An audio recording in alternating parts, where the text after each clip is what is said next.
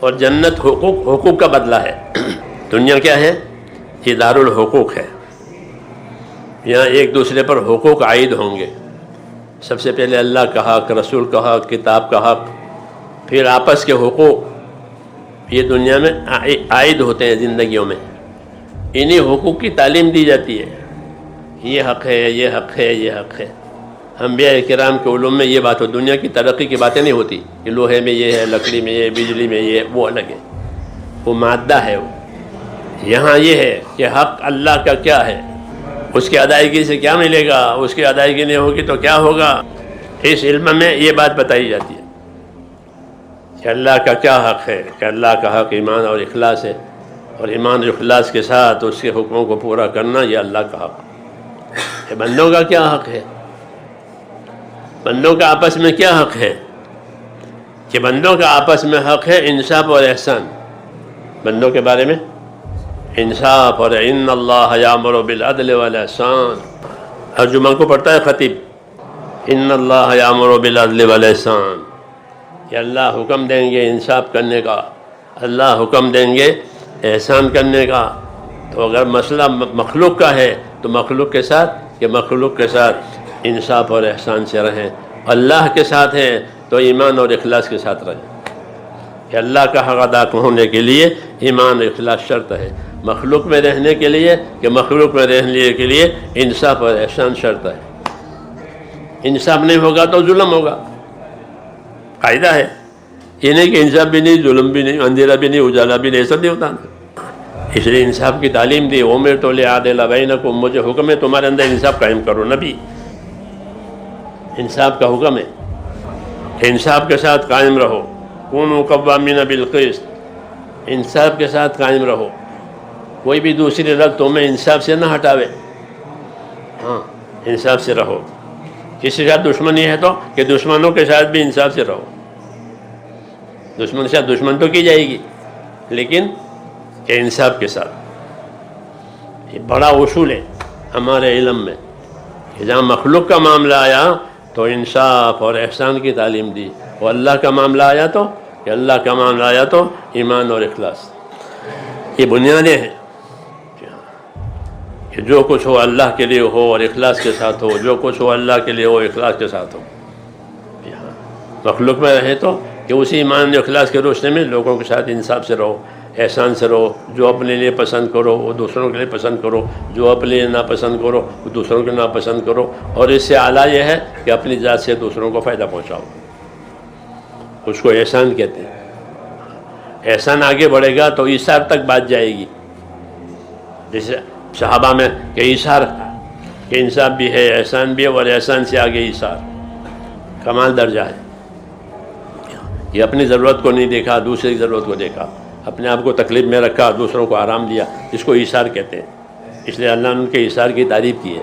یہ بھی ہمارے دین میں ہے، یہ جو تعلیم حضور صلی اللہ علیہ وسلم دی ہے۔ یہ تو غرض یہ ہے کہ اس علم کے ذریعے سے پوری زندگی خوبیوں والی بن جائے گی۔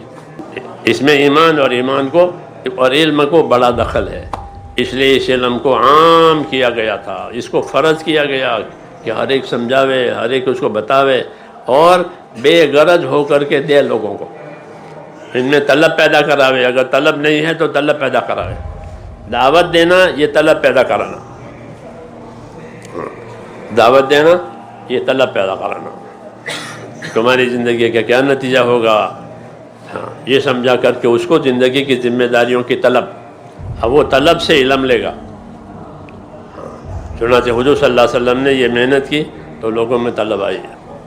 وہ واضح عربی عبارت جیسی آج ہے ایسی نہیں ہے، اس کے نقوش ہیں کتابوں میں جو اپنے خطوط لکھے ہیں، تو کچھ اشارے ہیں، کچھ وہ سمجھ لیتے تھے۔ پھر حضور صلی اللہ علیہ وسلم نے اس کو عام کیا، لکھنا بھی سکھایا، پڑھنا بھی سکھایا۔ ہاں لوگوں کو لکھنا پڑھنا نہیں جانتے تھے۔ بدر میں جو قیدی گرفتار ہو کر آئے تھے تو ان کو فدیہ لے کر چھوڑنے کا مشورہ ہوا کہ فدیہ دے اور جائے، فدیہ نہ ہو تو کہ مسلمانوں کے بچوں کو لکھنا سکھاوے، مسلمانوں کے بچوں کو لکھنا سکھاوے۔ یہ بھی ایک فدیہ کی شکل تھی تاکہ اس کی رہائی ہو جائے اور ان کو لکھنا ملے۔ ہاں ایسے دوسری زبان عربی کے سوا دوسری زبان نہیں تھی، اب ضرورت پڑی کہ دوسری زبان سیکھو، کیونکہ یہودیوں کے خطوط آتے ہیں عبرانی زبان میں، تو حضور فرماتے ہیں مجھے ان کا بھروسہ نہیں ہے، یہود کا شریر لوگ ہیں، پتہ نہیں کیا کہیں گا، اور ان کی بات ہم جانتے نہیں کیا لکھا ہے، اس لیے صحابہ سے فرمایا ان کی زبان سیکھو، پھر تاکہ وہ خطوط کا ترجمہ ہو جائے کہ وہ کیا پوچھ رہے ہیں، کیا ان کو کیا بتانا ہے۔ ہاں، تو ایک صحابی نے 17 دن میں ان کی عبرانی زبان سیکھی۔ اس طرح سیکھنا سکھانا عام کیا گیا کہ ضرورت پڑے کہ اس کو سیکھو، امت کو تعلیم پر لگایا، پھر احکام کی تعلیم، احکام کا سکھانا، ہر گھر مدرسہ، مسجد کہ مسجد مدرسہ، سفر میں حضر میں سیکھنا سکھانا۔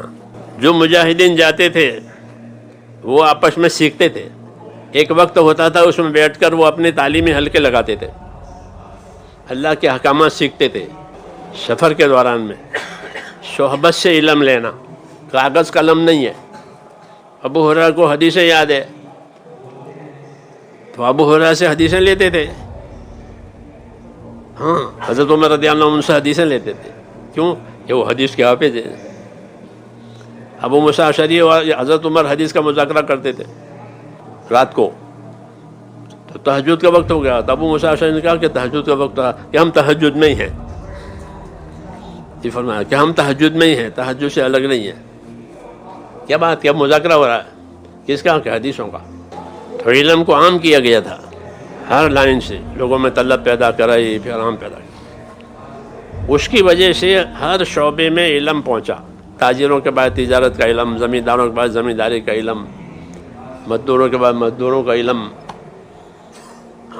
ہر لائن کا علم، تاکہ وہ اس میں گنہگار ہو کر اپنی کمائیاں نہیں کر رہے ہیں، حکم کے ساتھ کر رہے ہیں۔ تو دین کی محنت کے ذریعے سے علم کو عام کیا گیا۔ جو جاننے والے تھے، اہل علم ہوتے تھے، وہ اس کی زیادہ فکر کرتے تھے۔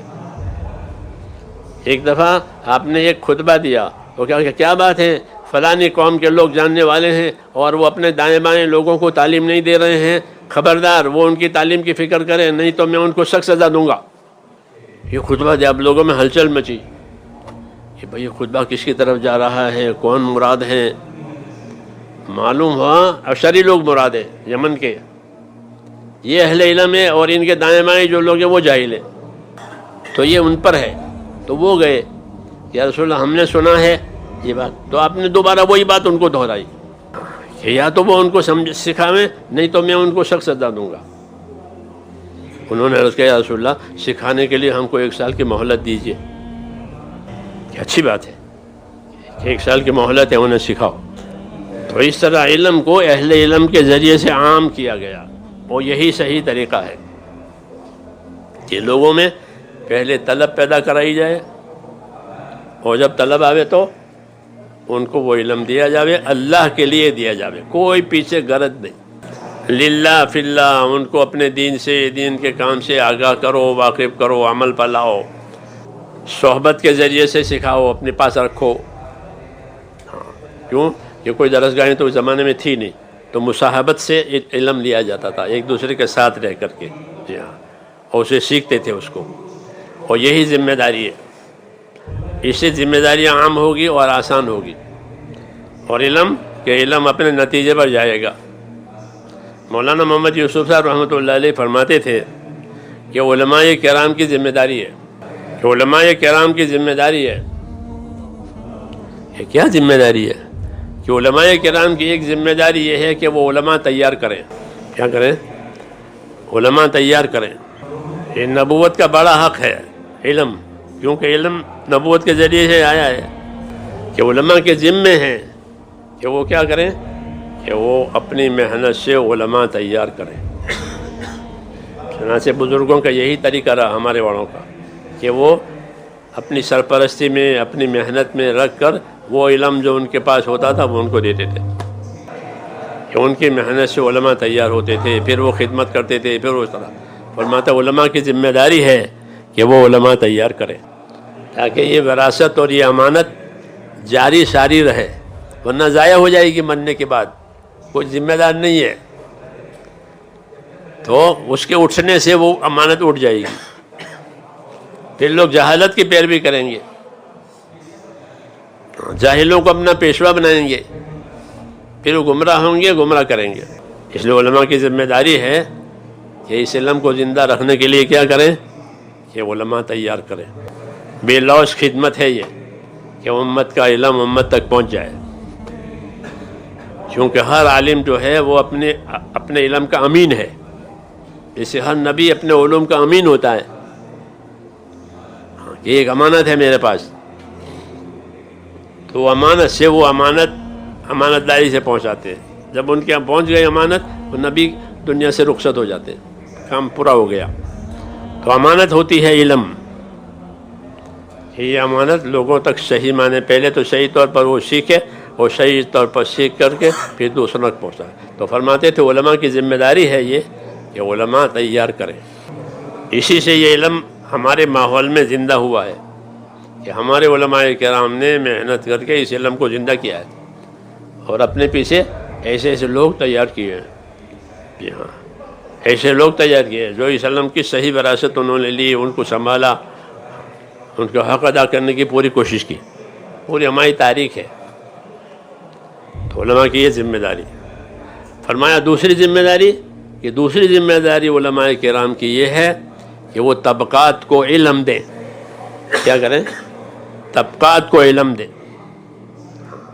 طبقے ہیں، تاجروں کا، مزدوروں کا، زمینداروں کا، حاکموں کا، ضروریات زندگی نے طبقے بنائے ہیں اپنی اپنی ضروریات کے لیے۔ ان طبقات کو ان کا علم ملے تاکہ وہ اپنے طبقے میں جہالت سے اپنی ضرورت نہ پوری کرے، کہ تاجروں میں تجارت کا علم ہو تاکہ وہ اپنی تجارت کو حکم کے مطابق اور شریعت کے مطابق کرے۔ ایسے ہر طبقے میں یہ طبقات کو علم ملے تاکہ وہ اپنے اپنے طبقے میں اللہ کے حکموں کی اور شریعت کے رعایت کے ساتھ اپنے اپنے طبقے میں عمل کریں اور اپنے طبقے سے فائدہ اٹھائیں۔ یہ علماء کی ذمہ داری۔